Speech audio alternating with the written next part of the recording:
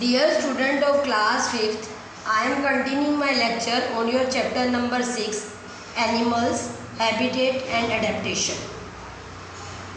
In the last lecture, I explained you about the adaptation in animals. कि animals जो होते हैं वो अपने एनवायरनमेंट के अकॉर्डिंग कैसे अपने आप को अडेप्ट कर लेते हैं उस एनवायरनमेंट के अकॉर्डिंग.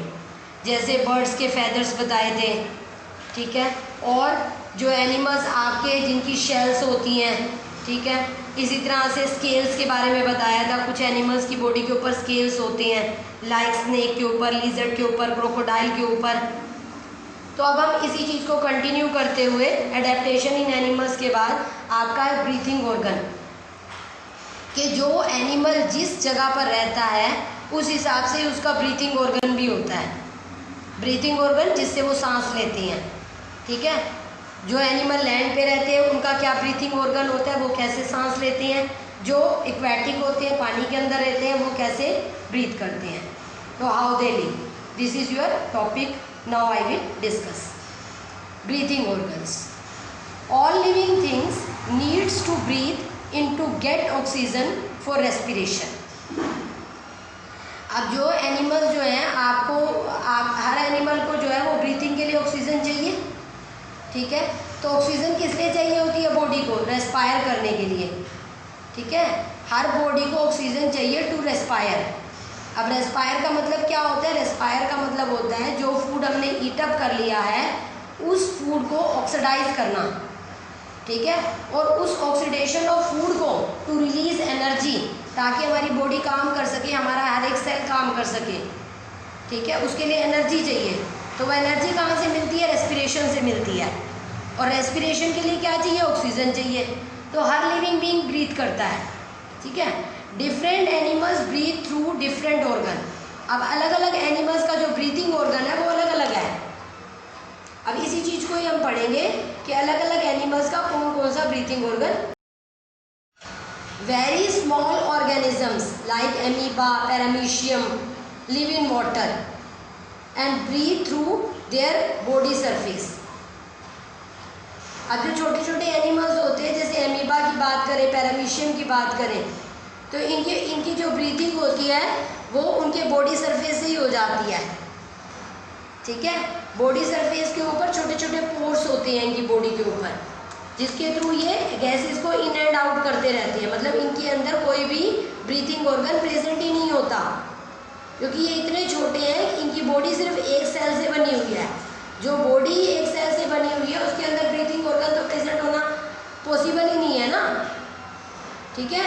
तो इसीलिए ये अपने बॉडी सरफेस से ही गैसेस को इन एंड आउट करके ब्रीथ करते रहते.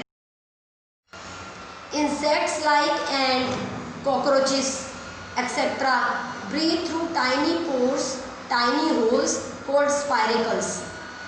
These are found along the side of the body of the insects.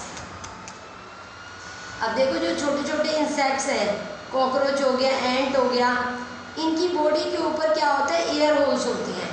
उन एयर होल्स को बोलते हैं स्पाइरेकल्स, ठीक है. इन स्पाइरेकल्स के थ्रू ये इंसेक्ट जो हैं अपनी गैसेस को इन एंड आउट करते रहते हैं, ठीक है. तो these spiracles, these air holes make them possible to breathe. अब एक्वेटिक एनिमल्स पे आओ. एक्वेटिक एनिमल्स लाइक फिश है, प्रॉन है, ठीक है, क्रैब है. They breathe through gills. इनकी बॉडी के अंदर एक ब्रीथिंग ऑर्गन होता है, that is known as gills. आप देखो, आपको स्लाइड के अंदर डायग्राम के अंदर फिश के गिल्स दिखाए हुए हैं. ये gills have a rich supply of blood vessels. Gills absorb oxygen dissolved in water and carbon dioxide is passed out in. अब देखो ये जो गिल्स हैं इसके अंदर बहुत सारे ब्लड वेसल्स प्रेजेंट है. They are rich with blood vessels. अब गिल्स जो है वो पानी के अंदर जब जाती हैं तो इनके ऊपर से जब पानी निकलता है इन गिल्स के ऊपर से, तो ये बहुत सारी ब्लड वेसल्स आर एनरिच है, ठीक है. गिल्स के अंदर बहुत सारी ब्लड वेसल्स हैं, तो ये ऑक्सीजन ले लेते हैं. ऑक्सीजन लेके ये गिल्स जो हैं वो इन्हीं गिल्स के थ्रू कार्बन डाइऑक्साइड बाहर हो जाती है. तो ये ऑक्सीजन आए कहाँ से, पानी के अंदर ऑक्सीजन जो है वो डिसॉल्व्ड फॉर्म में प्रेजेंट है, घुली हुई है, डिजोल्व फॉर्म में है। जैसे आप चीनी में शुगर डिजोल्व करते हो ना, नमक डिजोल्व करते हो, ऐसे ही इस पानी के अंदर ऑक्सीजन डिजोल्व है। ऑक्सीजन एक गैस है जो ब्रीथिंग के लिए ज़रूरी है। अब पानी जब गिल्स के ऊपर से पास ऑन होगा तो गिल्स क्या करेंगे, which is rich in blood vessels, absorb the oxygen and breathe out carbon dioxide. Carbon dioxide को बाहर कर देंगे और ऑक्सीजन अंदर ले लेंगे। In this way they breathe. Next are amphibians. Amphibians वो एनिमल्स होते हैं बेटा जो पानी और लैंड दोनों पे रहते हैं, वाटर और लैंड दोनों पे रहते हैं। They are said to be amphibians, like frog, salamander, toads. ठीक है। अब इनकी बॉडी के अंदर लंग्स भी होते हैं और गिल्स भी होते हैं। अब आप बताओगे, बोलोगे कि ऐसे क्यों है भाई? जब ये लैंड और वाटर दोनों पे रहते हैं तो जब लैंड पे रहेंगे तो लंग्स का यूज़ करेंगे ब्रीथिंग के लिए, और जब पानी के अंदर जाएंगे तो गिल्स का यूज़ करेंगे। और इवन बॉडी सरफेस से भी इनकी ब्रीथिंग हो जाती है। जैसे अभी मैंने आपको बताया कि कई एनिमल्स छोटे छोटे ऐसे हैं जो अपने बॉडी सरफेस से ही ब्रीथ कर लेते हैं, जैसे amoeba and paramecium which are too small, जो वन सेल उनके अंदर प्रेजेंट है, तो ऑर्गन वगैरह तो प्रेजेंट होने का सवाल पैदा नहीं होता। लेकिन ये जो एम्फीबियंस है इनकी क्या क्वालिटी है कि they can breathe through lungs, gills और बॉडी सरफेस। तो किसी भी पार्ट को यूज़ करके they can breathe depending upon where they are present. पानी के अंदर है तो गिल्स यूज़ करेंगे, लैंड के ऊपर है तो चाहे बॉडी सरफेस से करें चाहे फिर लंग्स से करें। लंग्स भी उनके अंदर प्रेजेंट होते हैं, लाइक अस, हमारी बॉडी के अंदर भी लंग्स प्रेजेंट है।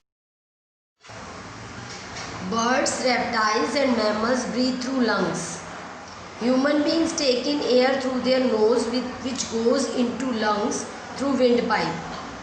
Lungs are spongy, elastic bags richly supplied with blood vessels situated on each side of the heart. अब देखो, बर्ड्स है, रेप्टाइल्स है और मैमल्स है, ये किससे ब्रीथ करते हैं? लंग्स से। बर्ड्स आपको पता ही है, रेप्टाइल्स का भी बताया हुआ है आपको, स्नेक वगैरह ये सब रेप्टाइल्स की कैटेगरी में आ जाते हैं। और मैमल्स, जैसे हम ह्यूमन बींग्स हैं, मैमल्स की कैटेगरी में आते हैं, जो जिनकी बॉडी थोड़ी कम्प्लेक्स है। ठीक है, हम ह्यूमन बींग्स मैमल्स की कैटेगरी में आते हैं। तो हम सब किसके थ्रू ब्रीथ करते हैं? लंग्स के थ्रू ब्रीथ करते हैं। लंग्स वो ऑर्गन है जिसके थ्रू हम ब्रीथ करते हैं।